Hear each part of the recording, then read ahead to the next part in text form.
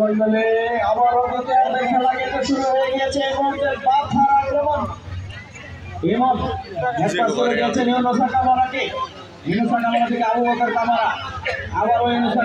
নিজেদের সীমানায় বল প্রান্ত বদল করেছেন উদ্দেশ্য খেলোয়াড় সামনে মারিয়েছেন 7 নম্বর জার্সিধারী খেলোয়াড়ের উদ্দেশ্যে কিন্তু